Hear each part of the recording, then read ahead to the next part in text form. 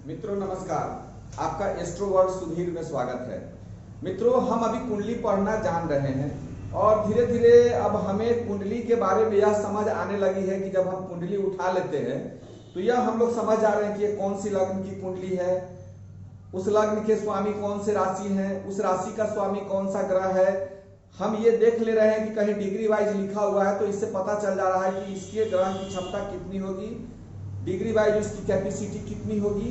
उसके बाद हमें यह समझ में आना शुरू हो गया है कि दिशा बली कौन से ग्रह किस दिशा में बली होते हैं और किस दिशा में उनकी शक्ति कमजोर होती है। यह हम धीरे धीरे अब समझ रहे हैं। ये भी समझ गए हैं कि कौन से शरीर का अंग जो है कौन से भाव से जुड़ा हुआ है, कुंडली में किस ग्रह से कौन कौन से रोग जुड़े हुए हैं, ये सब कौन सा भाव किसका, ये बहुत सारी चीजें मैं आपको बता चुका हूं। इसलिए मुझे लग रहा है कि अब कुंडली पर धीरे धीरे आप लोगों को, जब इसको अगर कंटिन्यू मेरा वीडियो देखते हैं, शुरू से देखिए वीडियो, तो आपको धीरे धीरे यह समझ में आना शुरू हो जाएगी।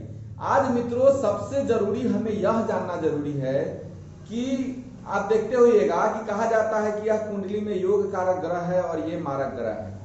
इसको समझने से पहले हमको यह जानना जरूरी है, यह बताया जाता है यह ग्रह उच्च का है और यह ग्रह नीच का है। इसको समझने से पहले हमें यह जानना जरूरी है कि ग्रह की दो श्रेणी है, एक देवग्रह बोले जाते हैं, दूसरे दानव ग्रह बोले जाते हैं। देवग्रह और दानव ग्रह, और देवग्रह का सारे देवग्रहों में मित्रता लगभग होती है और दानव ग्रह लगभग सभी अपने में मित्र होते हैं। देवग्रह और दानव ग्रह को समझने के लिए हमको यह जानना पड़ेगा कि देवग्रह में कौन कौन से ग्रह आते हैं। तो हमारे देवग्रह के अंदर देखिए, ये कुंडली है हमारा, कुंडली के बारे में बाद में बात करेंगे। देवग्रह के अंदर जो है हमारे यहां देख लीजिएगा 9 ग्रह है टोटल। सूर्य चंद्रमा, उसके बाद है सूर्य चंद्रमा मंगल और बृहस्पति देवग्रह की श्रेणी में आते हैं। शुक्र शनि राहु केतु यह दानव ग्रह की श्रेणी में आते हैं। एक ग्रह ऐसा है बुध ग्रह, जिसको सम ग्रह के रूप में माना जाता है। इसकी दोस्ती जो है लगभग दोनों ग्रहों से होती है, देवता ग्रह से भी दोस्ती रहती है और दानव ग्रह से भी इसकी दोस्ती रहती है। अब ये बात आप जान जाइएगा कि जितने देव ग्रह हैं लगभग आपस में मित्र होते हैं, अगर उनका भाव सही हो तो। ये सारे देव ग्रह दूसरे देव ग्रह के लिए योग कारक होते हैं। उसी प्रकार सारे दानव ग्रह जो होते हैं आपस में मित्र होते हैं, दानव ग्रह के लिए वो योग कारक होते हैं। बुध ग्रह की सभी दानव ग्रहों से दोस्ती है। देव ग्रह में चंद्रमा और मंगल से बुध ग्रह का बनाव नहीं है। तो एक बात तो समझ गए कि देव ग्रह के अंदर सूर्य चंद्रमा बृहस्पति और मंगल आते हैं। दानव ग्रह के अंदर शनि शुक्र राहु केतु आते हैं। बुध को समग्रह की पैरवी दी गई है।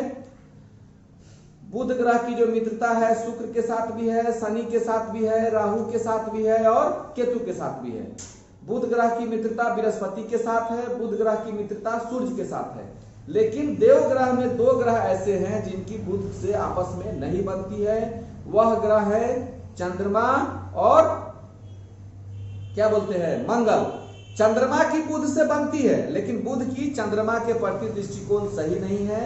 इसके अलावा मंगल और बुध एक दूसरे के शत्रु ग्रह के रूप में जाने जाते हैं।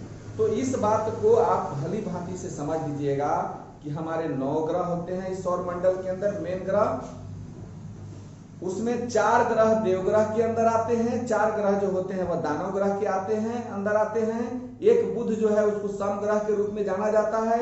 सारे देव ग्रहों की आपस में मित्रता होती है, सारे दानव ग्रहों की आपस में मित्रता होती है।